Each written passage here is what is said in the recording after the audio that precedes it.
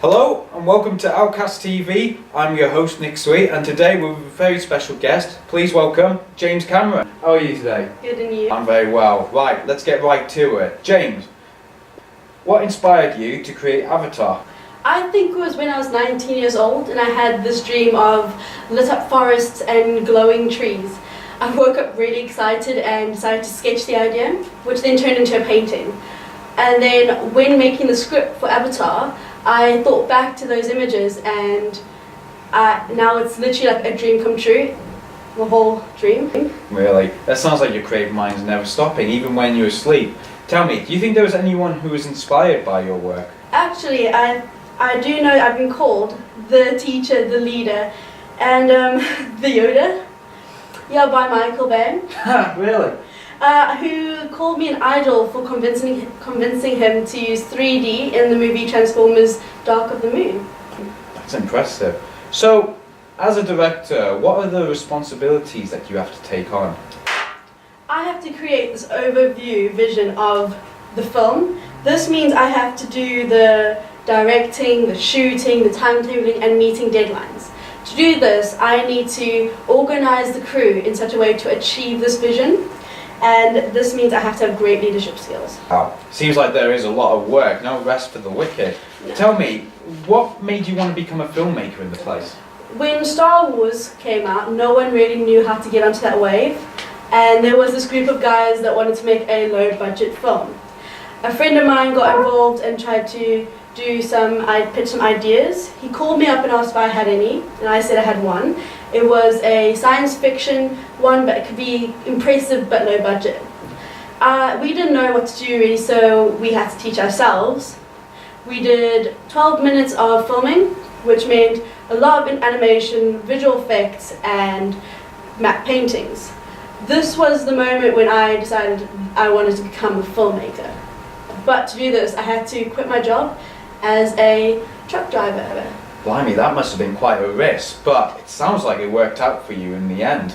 Now, we're going to go on a short break, but don't go anywhere because afterwards we'll have more questions to ask James Cameron, so we'll see you then.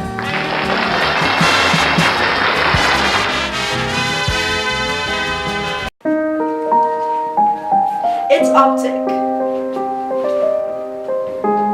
It's white. It's Colgate, dentist approved.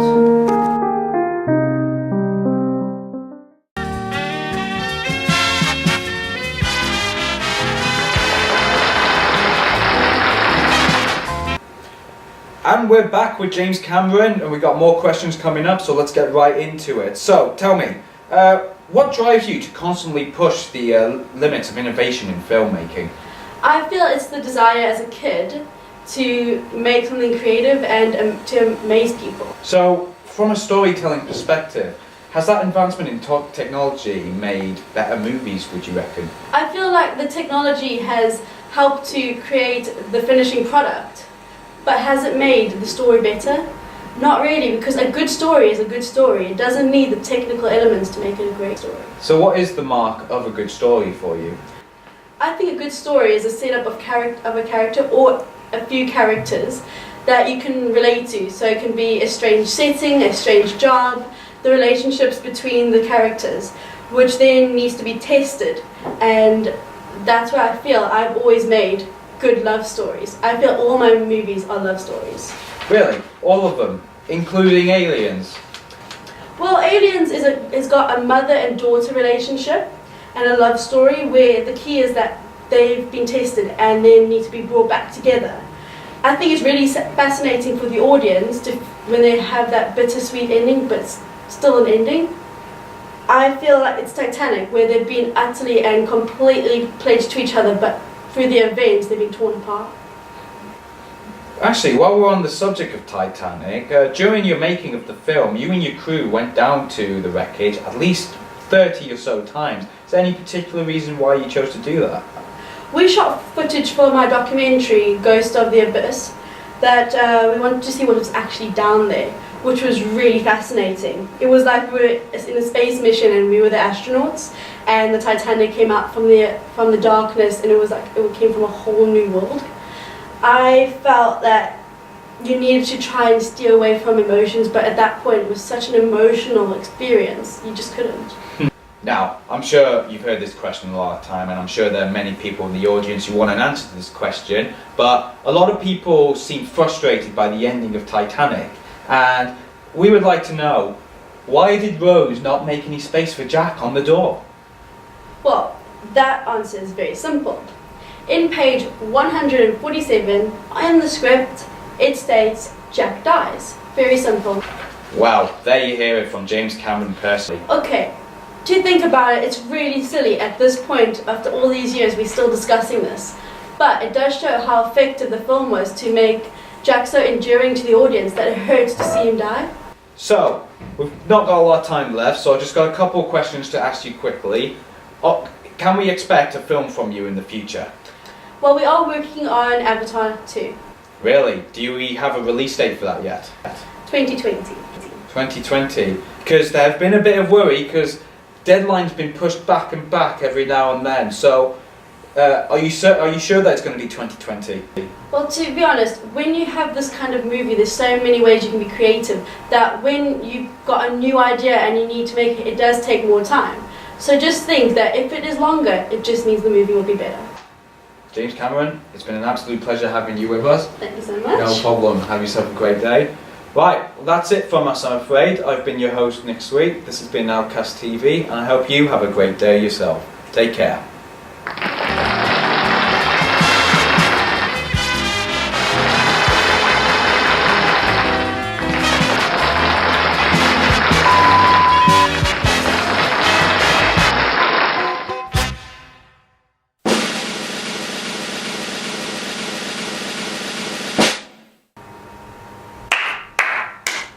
Sorry about that So fuck good. up. It's fine. And recognised. To do this, I have to be in charge of the directing, the shooting, the timetabling, and fuck it. It's really good. I know it is. I don't know why we have to do this. Yeah. What's wrong? You're going too fast. Good night. I've been Nic Sweet. I've been. I was doing amazingly! I was doing amazing! I was doing it perfectly! Ah. Hey, you guys. Come on, just try it. Right. Yeah, try it. It could be the setting of a job, a setting of just this. I can't say the words. Can we restart that one? I think it's. Oh shit, we don't. Oh my goodness! Wait, no. Like, just don't. It'll be the one time where you drink water and then you just look awkward. And we are back. We're with James Cameron. Wait, can we? Hello and welcome to Outlast TV. I'm your host. Outlast! Outlast! The camera is on you! The camera is on you! I think we all want to know, why did Jack? Why? Go back. We're doing it. Son of- I've made a couple of mistakes myself. I think it's. Oh shit, we don't. Can I just do this one more time? I don't know why. I think a good story Right, that's sets it. up a character. Fuck it, I need to say that right. Rolling? And we are back. We're with James Cameron. Wait, can we start that again? Yeah, we can. The camera is on!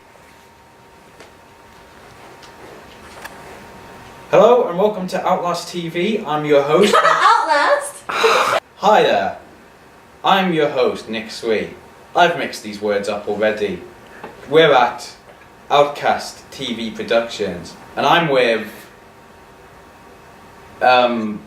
James Cameron. James He was going to say Cameron, special guest. our very special guest. No, we have to redo that. Our very special.